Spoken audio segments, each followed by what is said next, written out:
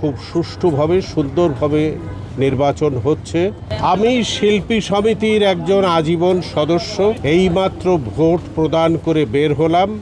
ভোটের পরিবেশ খুব শান্ত এবং দুই পক্ষের মধ্যে যে হৃদ্যতাপূর্ণ ভাব দেখলাম তাতে আমি অভিভূত। গত কয়েক বছরের যে দোর্দণ্ড কাণ্ড দেখেছি সেটা আমার কাছে লজ্জাজনক। এবার খুব সুষ্ঠুভাবে সুন্দরভাবে নির্বাচন হচ্ছে। যারা জয়ী হবে, আমার মনে হয় যারা পরাজিত হবে তারা জয়ের মালা পরিয়ে দেবে জয়ীদের। এটাই হবে নিয়ম সংস্কৃতি নির্বাচনের। আমাদের মধ্যে কোনো দ্বিধা বিভক্তি নেই। আমাদের পরিচালক বা সিনেমার লোকেদের মধ্যে কোনো দ্বিধা বিভক্তি নেই। কিছু লোক এসে দ্বিধা বিভক্তি করার চেষ্টা করে, তাদের আমি মনে মনে ঘৃণা করি।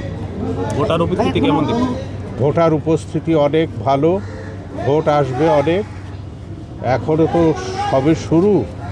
ভোট হবে, অনেক ভোট আসবে এবং ভোট একটা উৎফুল্ল পরিবেশে, মানে আনন্দ ঘন পরিবেশে ভোট হচ্ছে। এ নিয়ে আমি খুব আনন্দিত। এই শিল্পী সমিতির হাতে আসলে কিছুই নাই।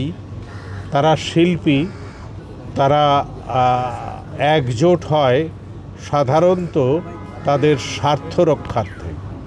যদি কেউ বঞ্চিত হয়, যদি কেউ বঞ্চনার শিকার হয়ে প্রতিহিংসার শিকার হয়, সেই সব থেকে রক্ষা করার জন্যেই সাধারণত একত্রিত হয়। তারপরও তাদের স্বার্থ থাকে যদি এদেশে ছবি হয় তাহলে অন্তত তারা সেখানে কাজ করে খেতে পারে। এই কারণে শিল্পীরা একত্রিত হয়। এই কারণেই আপনারা অনেকে ধারণা করতে পারেন যে এফডিসিতে সিনেমা নেই, নির্বাচন আছে। নির্বাচন খুব জমজমাট। এটা আমি বলবো এটা অবজ্ঞা করা উচিত না, এটা সঠিক হয়েছে। কারণ হলো, যখন সিনেমা ছিল তখন শিল্পীদের কিংবা পরিচালকদের কিংবা টেকনিশিয়ানদের কোনো ক্রাইসিস ছিল না। তখন সমিতির প্রয়োজন খুব একটা পড়তো না।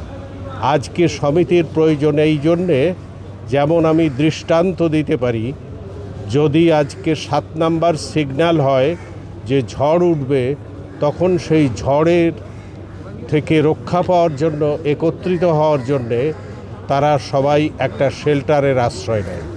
তো সেই শেল্টার হলো এই সমিতিগুলো। সেই কারণেই এই নির্বাচন হয়।